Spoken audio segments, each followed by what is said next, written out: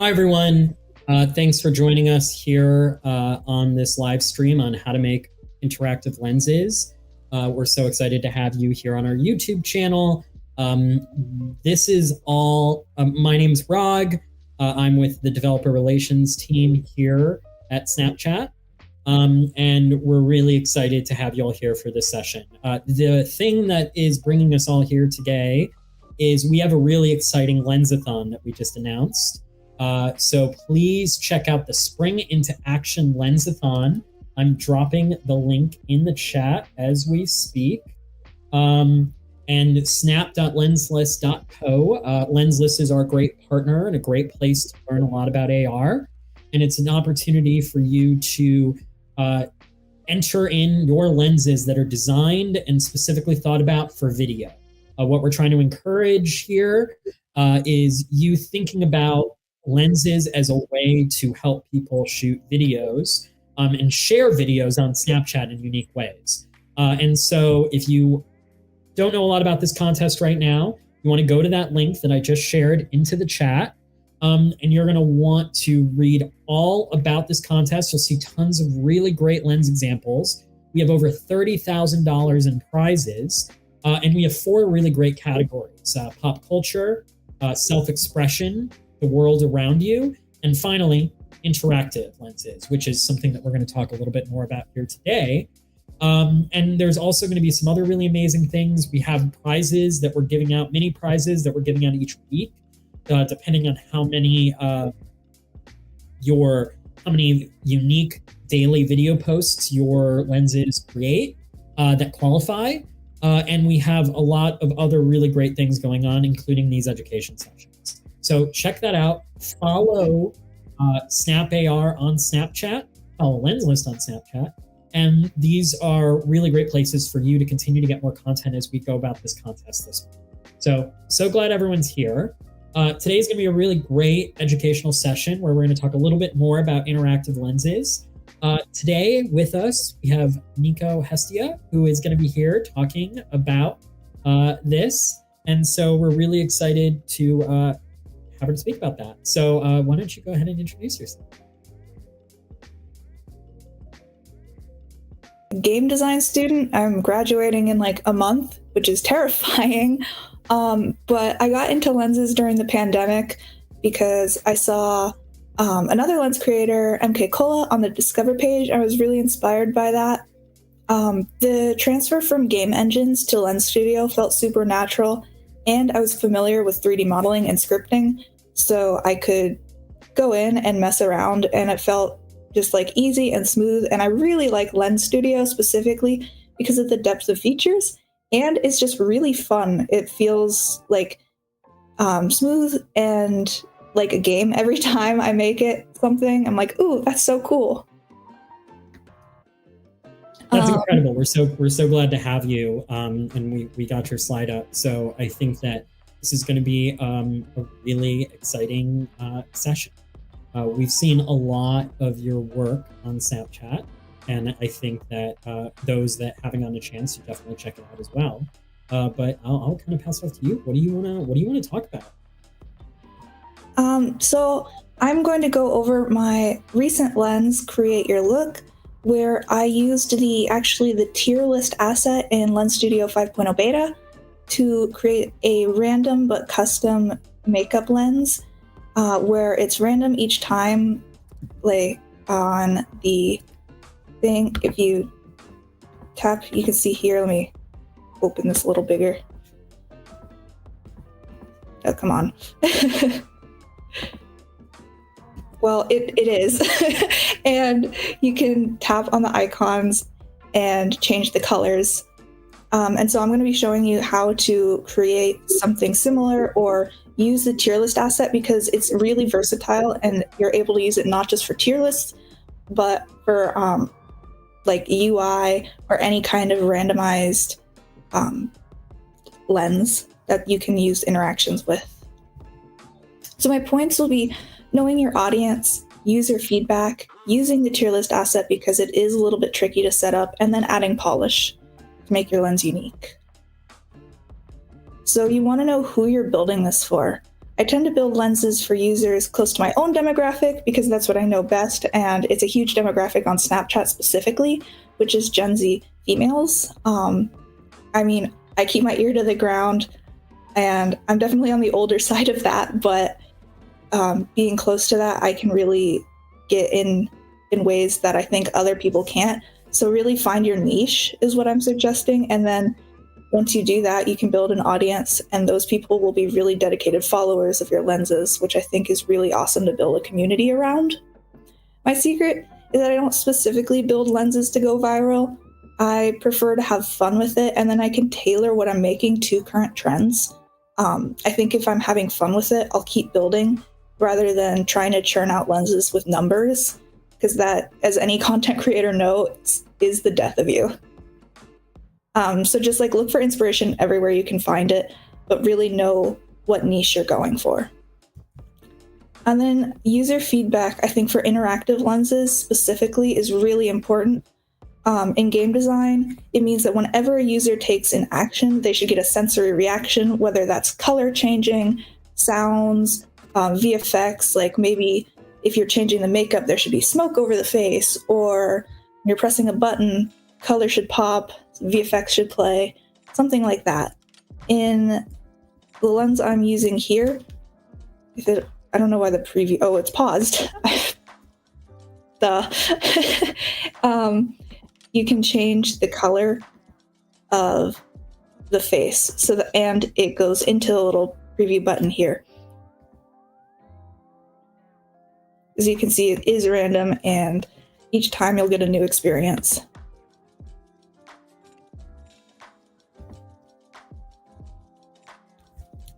So yeah, that is like user feedback. In other lenses, I'll have sounds play when you click buttons, anything to make sure that when a user wants to do something, they're rewarded. And that is really the key of any user interaction designed lens. And then I think that's a really great point. And I think that, yeah, like it's just so important to kind of be feeling like something is happening instead of it just feeling stale. But which is amazing. We'll talk about it more later. We'll dive into questions later. I'll let you talk about it. And then I want to show you guys how to use the tier list asset. Here's some words which I can bring back up later for questions, but I'd rather show live. So it's a little tricky. When I first got it, I was confused, but you want to go into the asset library, scroll down. It's right up here. It's by someone really talented that I'm scared to pronounce their name live.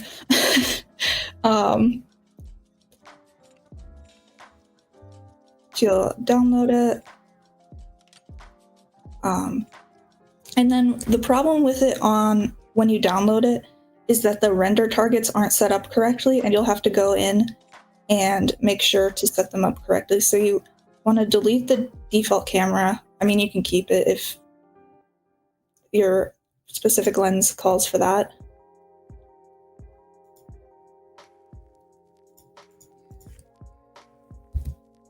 But then when you want to go into the camera, drag in the render target, and that will have it showing up on screen, which really tripped me up at first. There's that. And then another issue I found with it was that you have to reset the head binding or it won't push to your device. That might be fixed in later updates.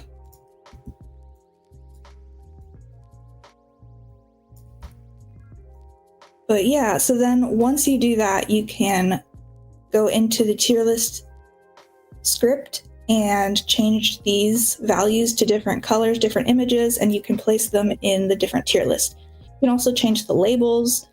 What I like about these templates and blueprints are that they're super customizable and you have access to the scripts, which is really important if you want to do further interaction. On the button one, let me go back to my pre-made one. Tier list, scripts in the button. I created a modification so that a material will change, and that material is the makeup. I have this floating here because I'm on a laptop, so I don't have space to have it docked anywhere, so I just move it around all the time.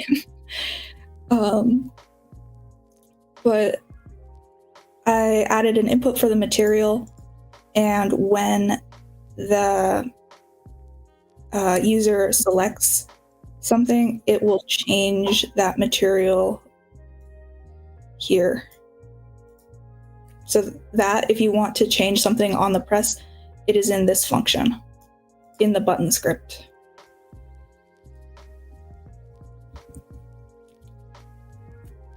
There are some words. Screenshot or rewatch later. Amazing. And then adding polish. I think polish is super important to make your lens unique. So the polish things I like to add are the face retouch, post effects, and multiple faces. Face retouch helps because I like to add it very mild in my lenses, but it helps because, oh wow. Gosh, I just tripped over my words. It helps because people like to see a little bit of beauty on their face, but you don't want to overdo it and put it on all the way, especially if it's not a beauty lens.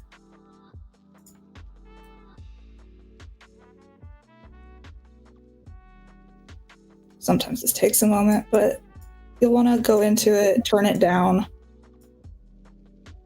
Mine was more makeup focused, so I turned it up higher, but you really want to adjust it for the settings. But I think it is important to always have a little bit just to create more of a visually aesthetic experience, making sure it's not too distracting on the face.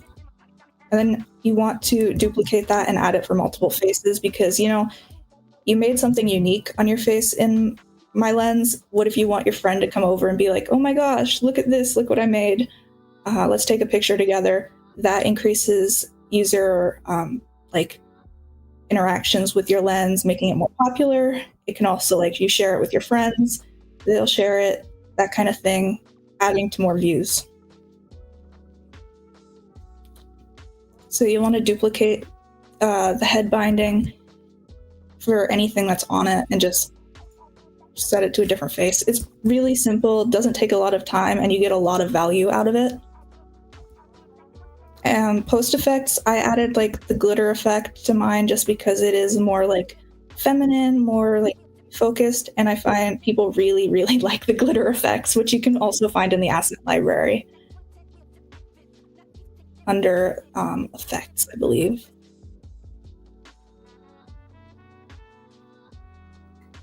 Sparkle post effect, as well as a lookup table effect for color correction. I have collected a big library of different ones over the years, so I just add one that I think either adds to what I'm doing, maybe is trending right now. There are trends in lookup tables, which I think is wild, but I think right now retro ones from late 2000s, early teens 2000s are trending, so you can look into that.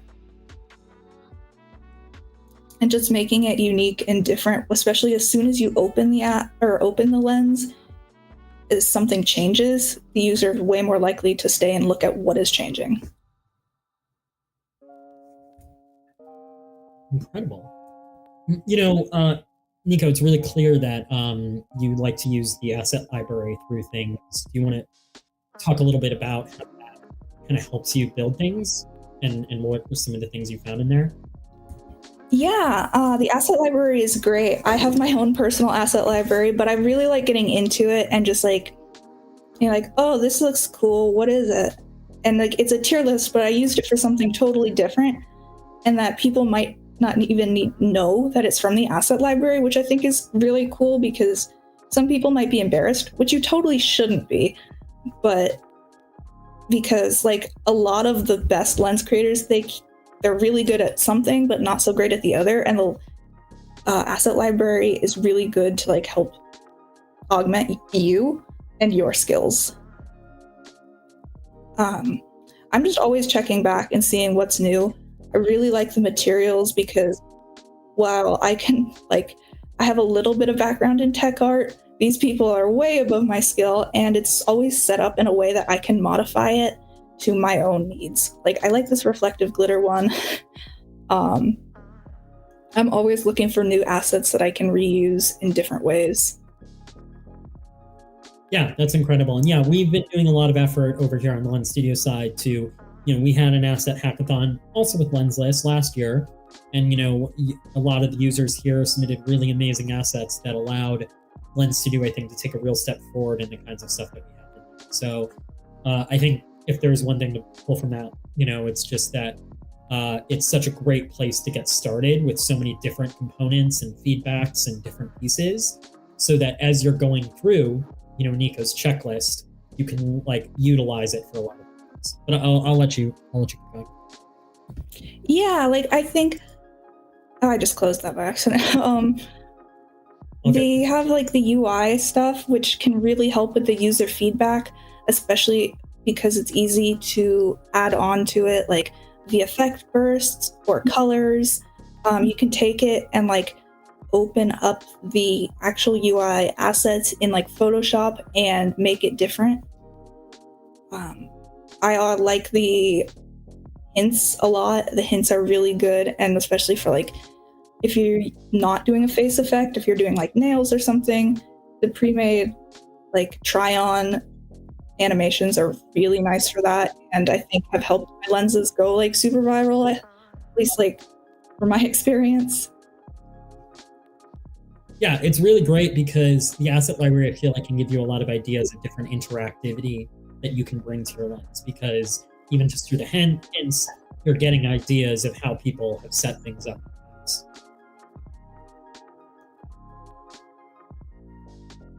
Yeah.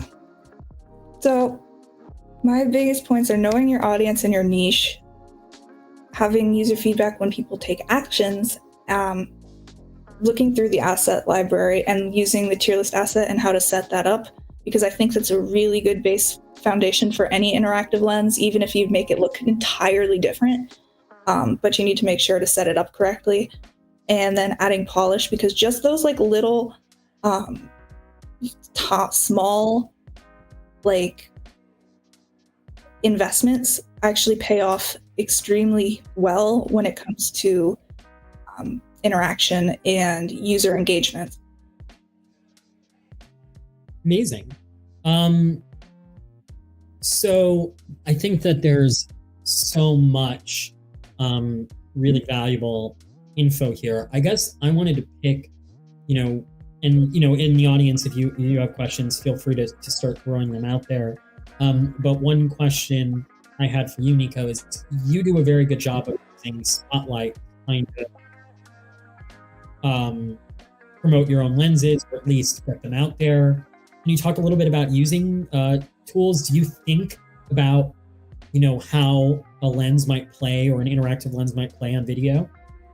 Yeah. For example, one of the ones that I created that did really well, one of my top lenses was a rate these different favorite foods, and when you're done, it displayed a crown of your favorite food, so that you could take a picture of it and send it to your friends, oh my gosh, this is my favorite food, now it's really pretty. Because you want to think about both photo users and the video users. The video users want to have a reaction, they want to make faces, they want to be surprised, feel emotions. So having something change drastically during their interaction is really helpful. And then the video or the photo users want to have something very unique, very different than any other person. So being customizable and interactive really lends itself to both of those types of users. Yeah, I think that's really amazing advice. One of the questions we're getting in the chat is, how do you come up with ideas, or what you don't know what to make? I'll go off a little bit on a couple of things about this contest, and Niko, I'd love any input you might have. But considering you're someone who uses a lot of really creative ideas with a lot of your lenses, but one of the things to think about this contest, and one of the reasons we're starting to have these workshops, is because we want you to be thinking about, why do people post videos? Well, usually it's because they want to say something about their day, or they want to express themselves in certain ways, or they want to show you something. And so a lot of our categories have been really thought through about like, what are really great categories, and what are really great ways that people use lenses to tell stories or communicate with people. And that's really what it is. So like, instead of the lens being the story, we want you to create lenses that help people tell those stories. And I think that that's, could be as simple as someone wanting to, talk about what their favorite food is, to also things that are, more, world-based, like in our world category, where you might want to show someone your home or where you live, but you might want to put your favorite characters in it. So I feel like there's a lot of really interesting ways to play on this prompt. We've obviously looked at the website.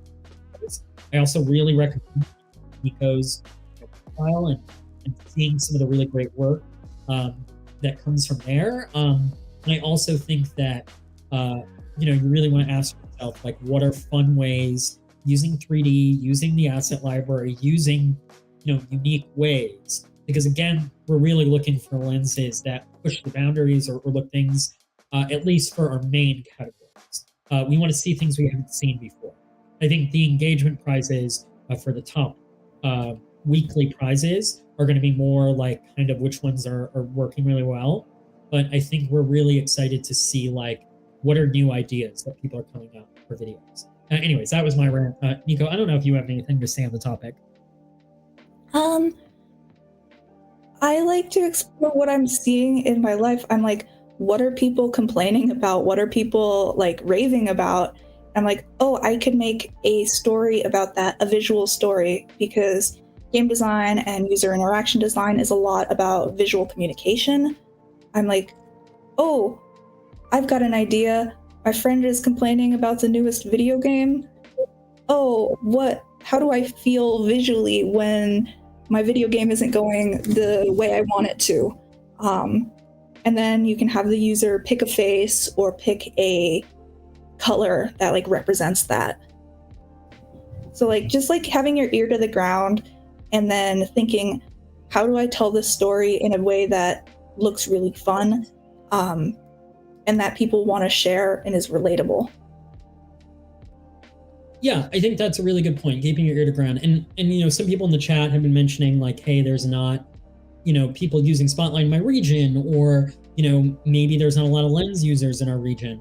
And I think that's okay, because what's great about Snapchat as an app is you can get a look as people are creating all over the place.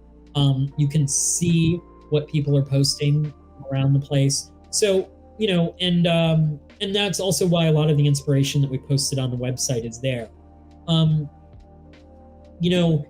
think at the end of the day, when you create lenses, you're creating visuals that people hopefully haven't seen before. So there's a real opportunity to really ask yourself, like, what are new ways to do things that I've seen people do with these lenses? Just something to think about.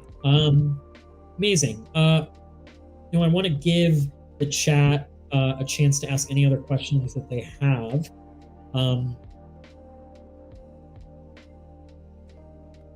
A second, but Niko, have you done any experimentation with like, can we talk a little bit about the quiz lens you talked about, or the food lens? Yeah. And like how that was built a little bit?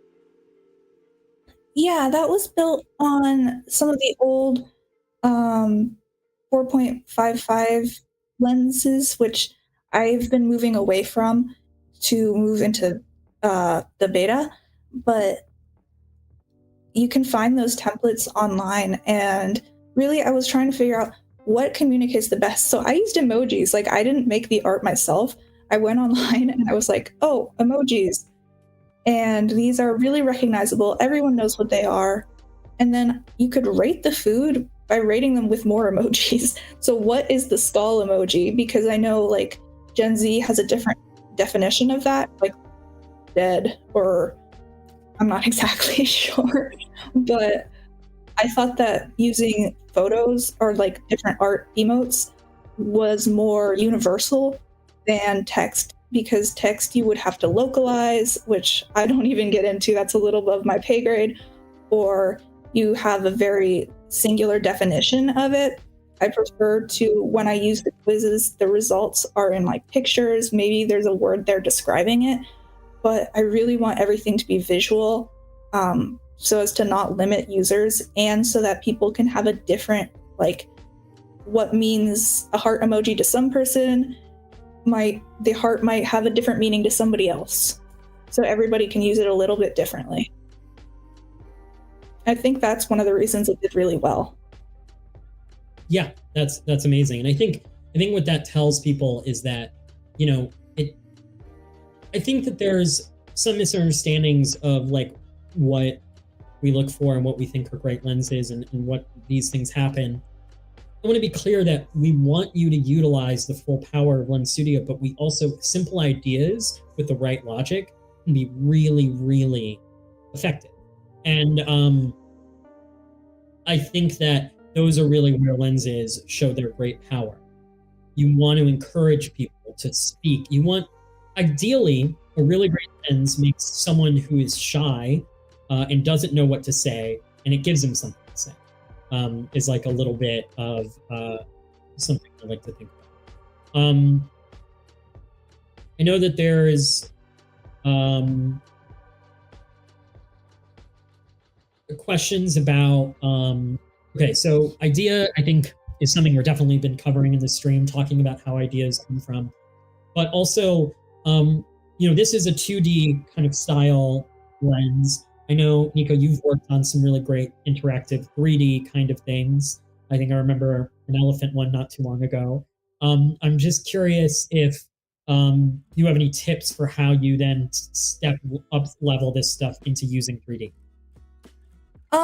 It really depends on what you're working on. I personally, like, my style is, if I'm using 3D, I prefer it to look 2D, just to like push the boundaries of augmented reality and like, whoa, that looks different.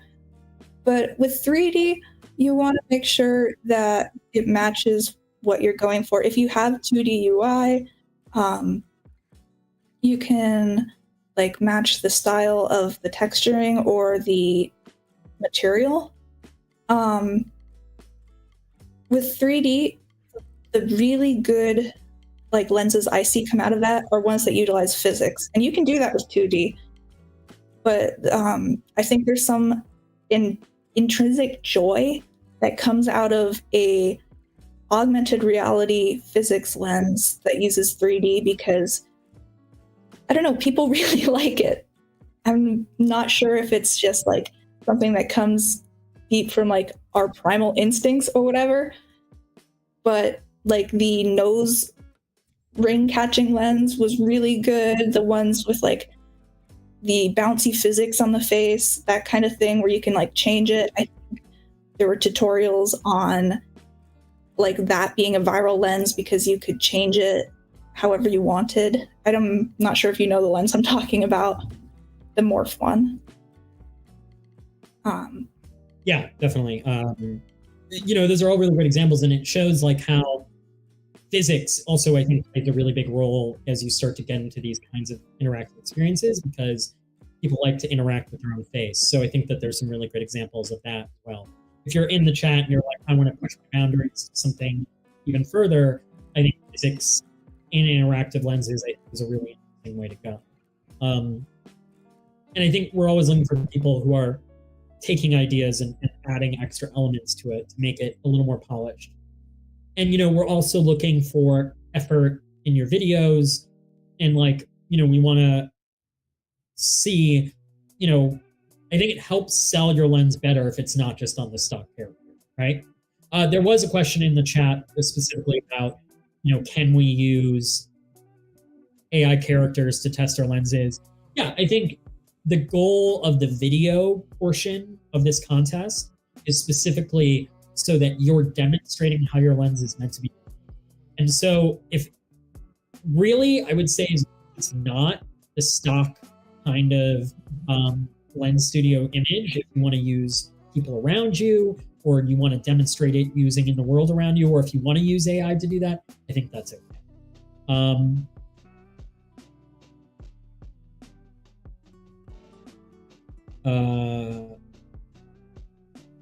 Do you have any tips? There's a question in the chat about adding animation to buttons. I know that you've probably done some of that using the asset library, but I'm just curious if you have any thoughts. Yeah, I actually was doing that the other day, and honestly, I just code in sometimes if it's like a simple enough project.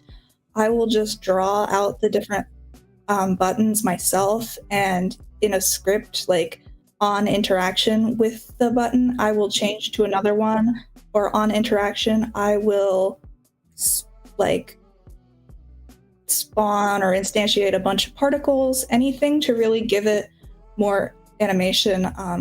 Some of that comes to art. I know the asset library is really good for making a baseline, but I actually really like doing it by hand. That's amazing. And I think that goes alongside your user feedback point, right? Which is that don't just create a clickable. Create a clickable that has animations, has feedback, that talks to the user, because it allows people to feel more engrossed in the experience. Cool. Okay, we're getting a few questions now, so we're going to try to take a few of them before we wrap up. I